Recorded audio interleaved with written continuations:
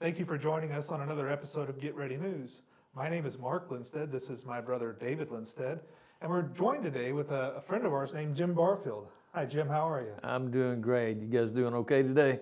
Doing really good. Really Absolutely. good. We're so happy that you came down to talk to us, or up, I guess. You're south of us. Came up to talk to us about some really interesting things in the news, or what I think should be in the news. And it's news to a lot of our viewers.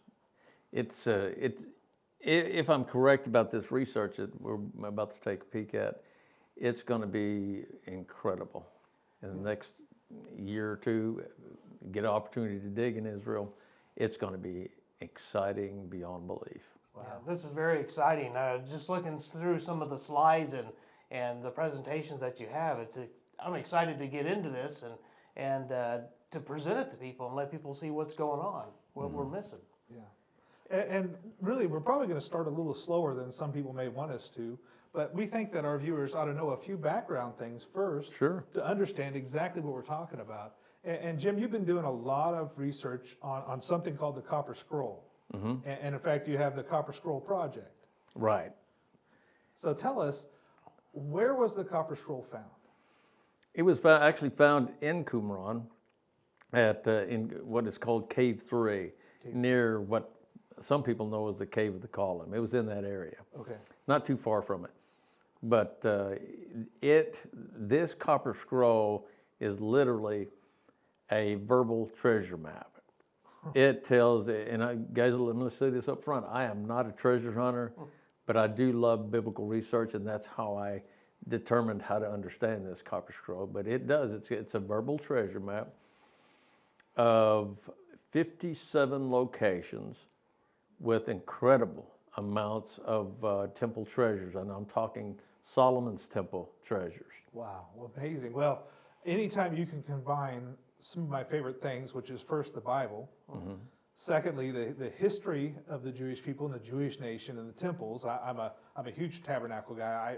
I've studied the Tabernacle intensely. I love it so much. It is fascinating. When you can combine that with something like treasure maps, and adventure, I'm sold. I'm ready to go. Now, was this found at about the same time the Dead Sea Scrolls were found? Was this part of No. Actually, it's from the same collection. Any of the scrolls in that area were from the Qumran library, if you will, from 2,500 years ago, 2,500 years ago. That was their library. But that scroll in particular was made by five righteous men. And those men were, two of them you'll know immediately, Zechariah and Haggai. The other ones are kind of obscure names, but I promise you they were part of the team at this Qumran where I believe they were found. Wow. We see here, this is kind of I think this is a picture taken when they were found? Yeah, that when they found them, of course they documented, which they should as archaeologists, they documented as it was laying on a shelf inside of Cave 3. Yeah, and I think as we go further, we'll even find out that there's some more shelves built in a few other places that are man-made things. Yes, we will. That'll be interesting to show our viewers that. The Copper Scroll right now, it sits in pieces, right? Yeah, it's in Amman, Jordan. It's in a museum there at Amman, Jordan. And what they had to do, the scroll was so fragile that when they tried to open it, they actually broke little pieces off of it, and they thought, this is not going to work. We're not going to try to unroll it. Just too fragile. So they set up a saw, a tiny, the drill was about, I mean, not drill, but the circular saw, about that big round. And it took a dental device, for working on your teeth, and they set it up where that saw blade would go down the edge of that scroll, like for here, say that portion right there, slice it off. Because this is a composite, I'm sure, of what it was supposed to look like. Sure. That's amazing to think of something from that long ago that we're reading now. And we know these things are fragile. We know, like Dr. Scott Stripling over at at Shiloh while he was at Mount Ebal, and he found a little lead tablet amongst the rubble there, and he tried to open it, and of course, it cracked the end. So thank goodness in today's technology, they were able to scan that and read what it says inside. Right. Which is one of the oldest now recorded names of Jehovah God. Yes. 600 years before they thought. So people who tell me they're a skeptic of the Bible, I say, just wait. We'll finally catch up with the truth when we discover the things that we are meant to discover in the time they're meant to be discovered. Well, if I'm right about this scroll, and all these things that they've hidden in a particular cave, and we'll talk a bit about that later, there will be a library inside of that cave. I promise you, because there will be so many artifacts in that cave that they're going to have instructions on how to utilize it. Yeah. What a fascinating thought there. There would be more writings and instructions on how to set things up and how to do things, and things that we've lost over time that could be preserved in here. And it's like a time capsule. Yeah. From approximately 410 years BC. Wow. That literally sealed up inside of a cave that in Israel, Qumran is probably the most arid place in the world. Yeah. That's how dry it is. Perfect for preserving documents, leather, and artifacts. Yeah. Well, I know after spending a day in the sun touring Masada, then Qumran, and then down to the Dead Sea, I kind of feel preserved myself when I come out of there. I'm in much need of water. Yeah. So I think anytime you're ever going to get a chance to go do this dig, take a bunch of water with you. Oh gosh, Please. yeah. We want you to come back. Very big concern is water consumption. Here's an aerial shot of Qumran, and this is actually a few years ago, and the reason we chose this one is because right now Qumran has a bigger visitor center, and it has a bunch of walkways built over this rubble, but we wanted you to see, as our viewers, what Qumran really kind of looked like from a more of an ancient aspect without the things in the way. Mm-hmm. And we're looking at a lot of things here, and maybe you can help us understand kind of the positioning here of where we're at. Yeah, well, was it Highway 9 or Highway 1? I think it's Highway 9. I think it's Highway 9, yeah. Runs this way. Okay. And you're going north in this direction from the cave, or from that hill right there. That is north, that's west, east, and obviously south. Okay. But the highway is here. You can, where they may not be able to see it over there, but that parking lot is for the gift shop and cafeteria for Qumran. Yeah, and we'll put it on full screen for them to see. But as we come into here, this is kind of like the ancient ruins, as it were, of Qumran. And we hear a lot about Cave 4. And Cave 4 is right down there by you, I believe. Yeah, right there actually. So there's an overlook now. If you're in Israel, there'll be a walkway that comes out with a couple pavilions. And those pavilions kind of look over to this little crevice or valley, whatever you want to call it. You can see into Cave 4 there.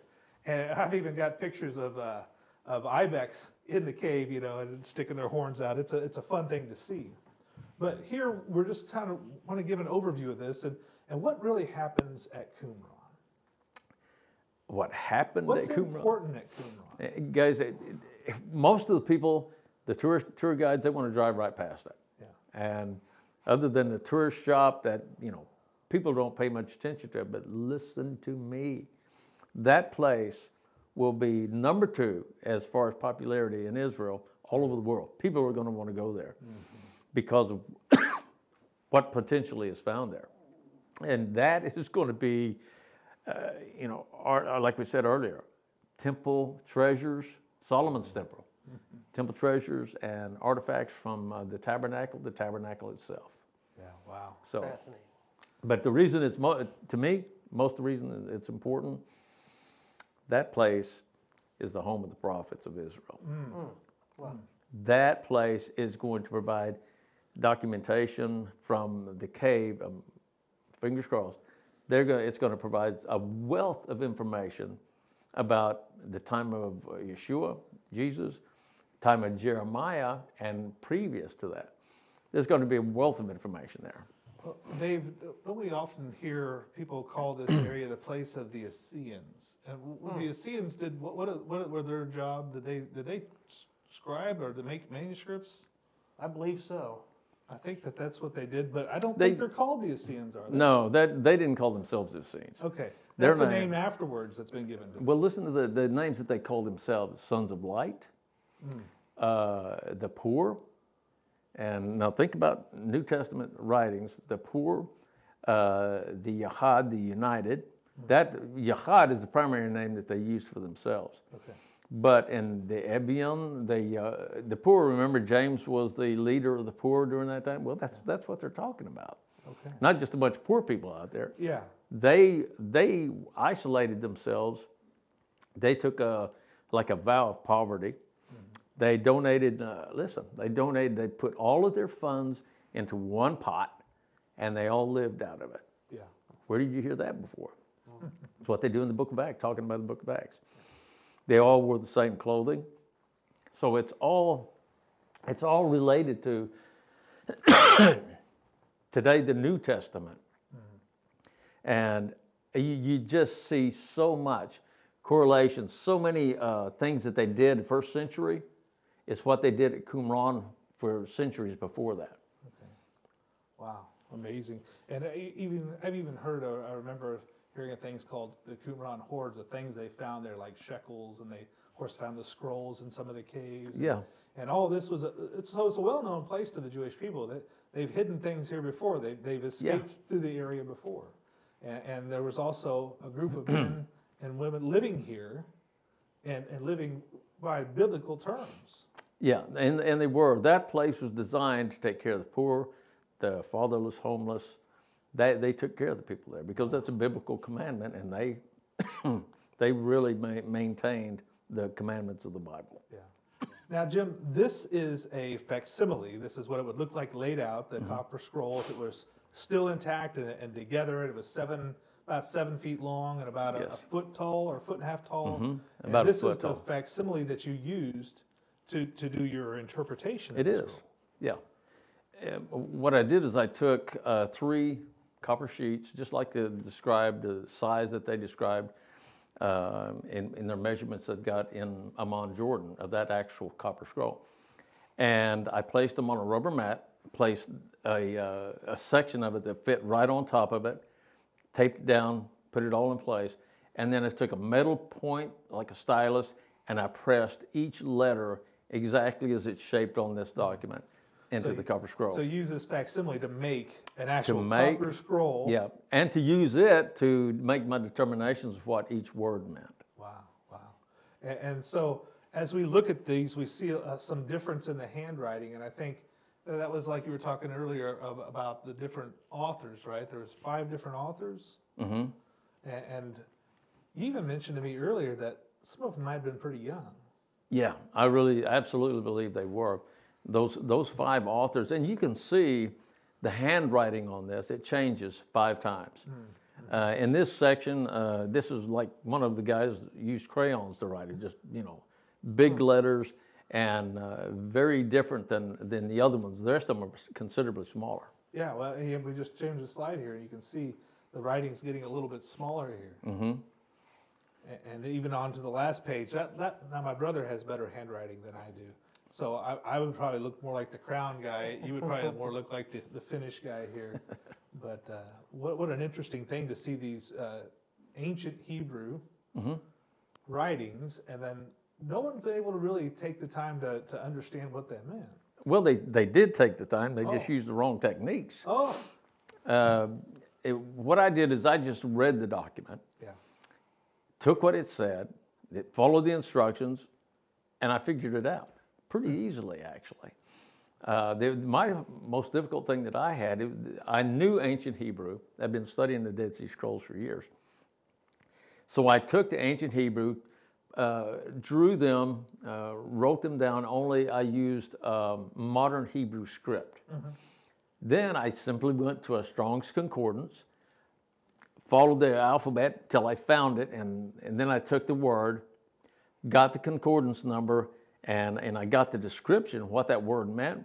I plugged the word in, and I wrote down the Strong's number, so if anybody ever wanted to check my research, they just go to the Strong's and pull it up. You could use like eSword. Yeah.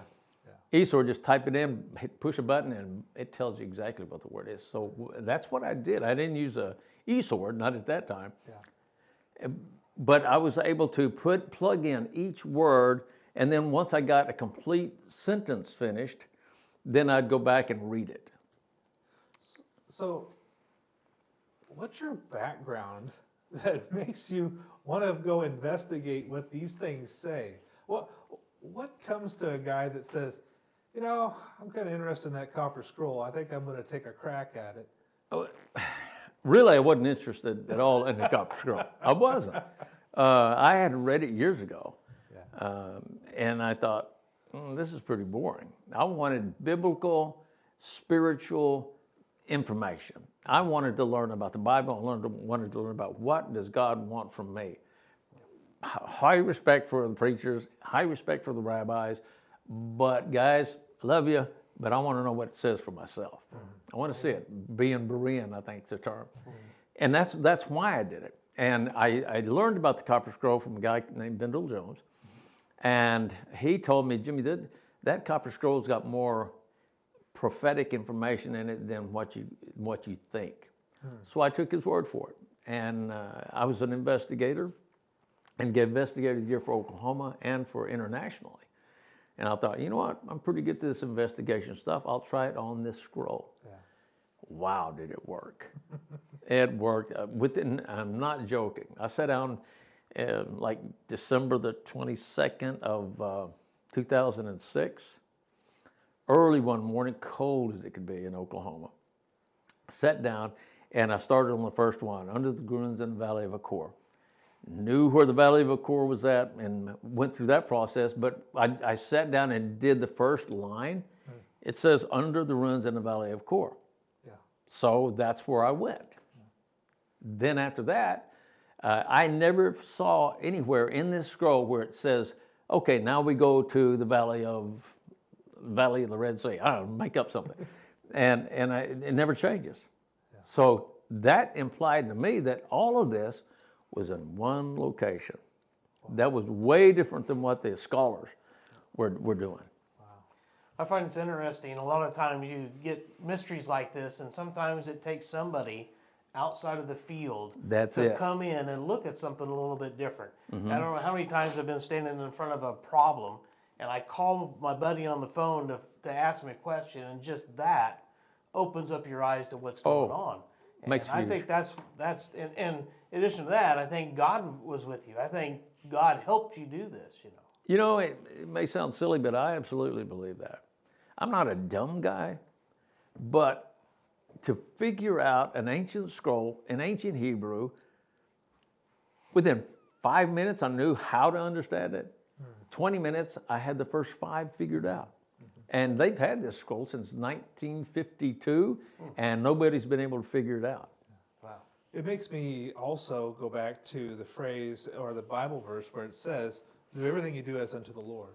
And I think this is a great example of somebody who lives their life for the Lord, who is doing their trade as an investigator, and say, I'm going to apply that to things of God and see if I can help with some of these situations. And we can use our secular work, we can use our secular lives to emphasize things of the Bible as we go through and apply our technique of investigation, in your case, to things that were one time thought to be, wow, that was supposed to be gibberish, we can't understand what it says.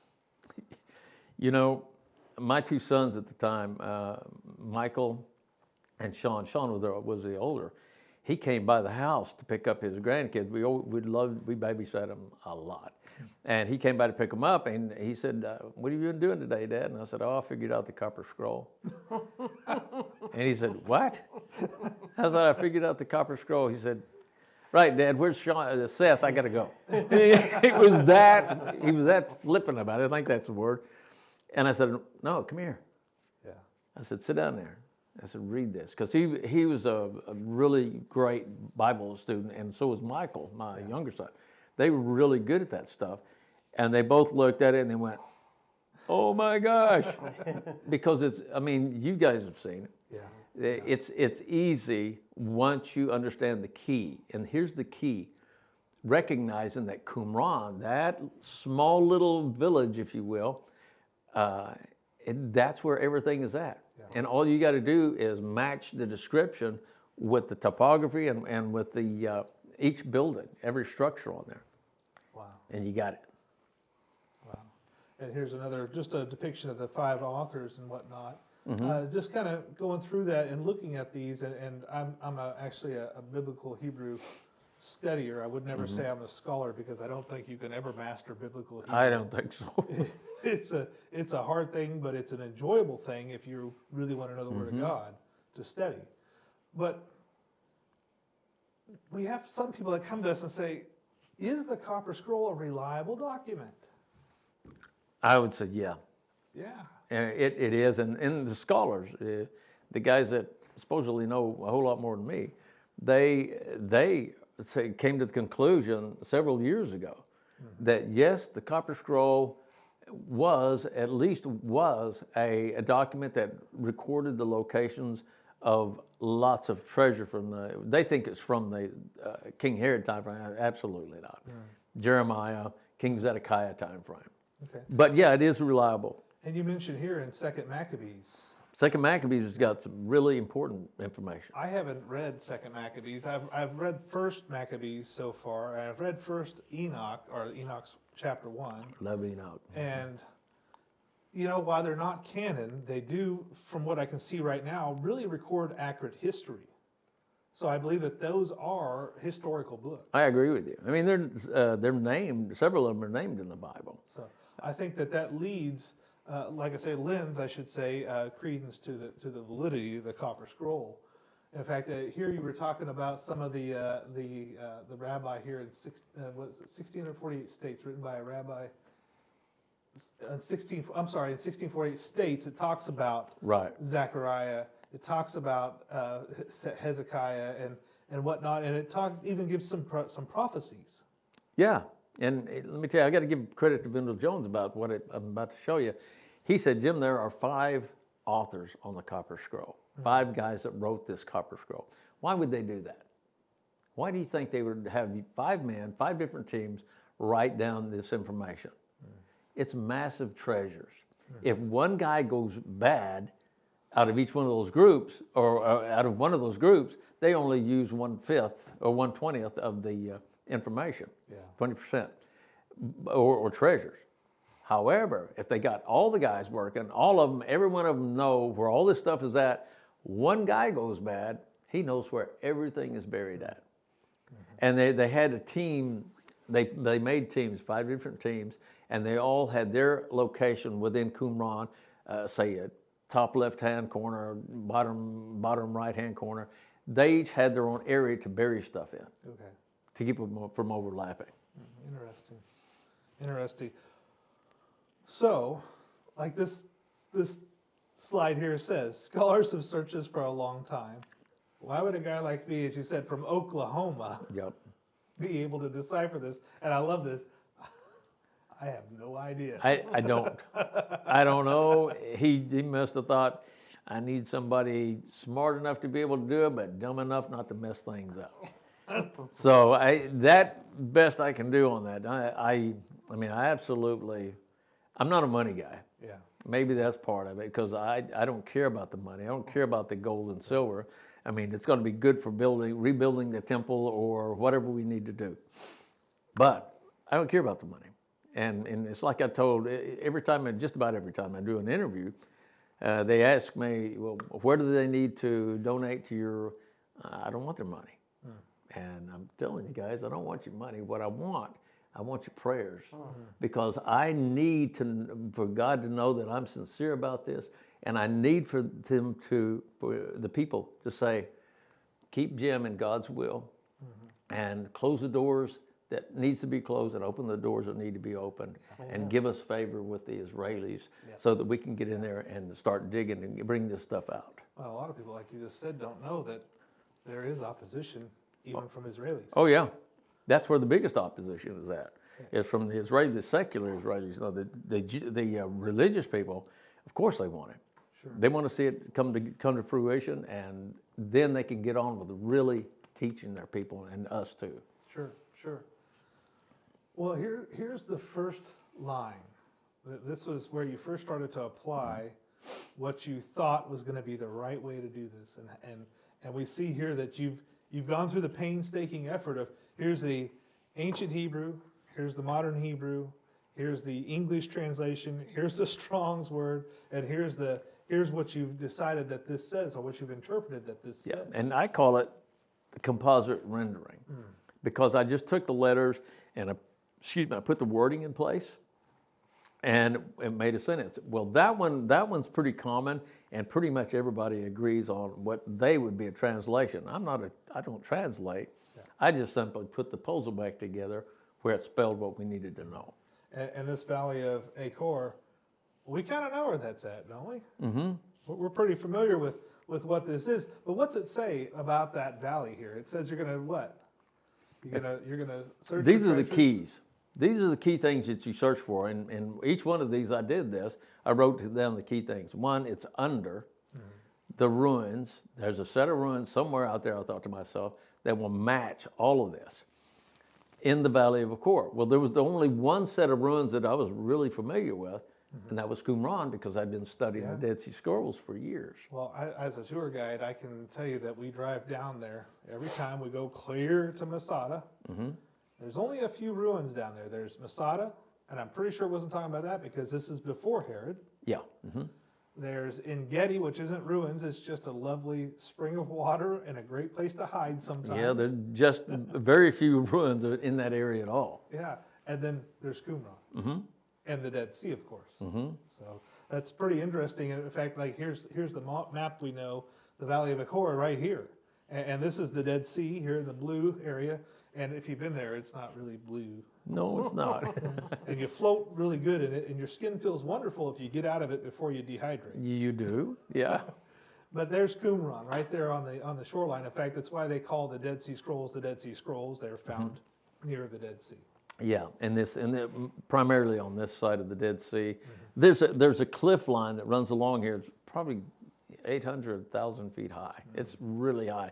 And there's lots of caves along here. Plenty of places to hide stuff. Well, Jim, I've really appreciated talking to you in this episode, and we really want you to stick around because we want to hear some more about this. We've only barely scratched the surface. So as we close today's episode, I want to tell you, come back. Come back and see the next episode. Instead of it being a weekly show, we're going to actually do this in a several-day run.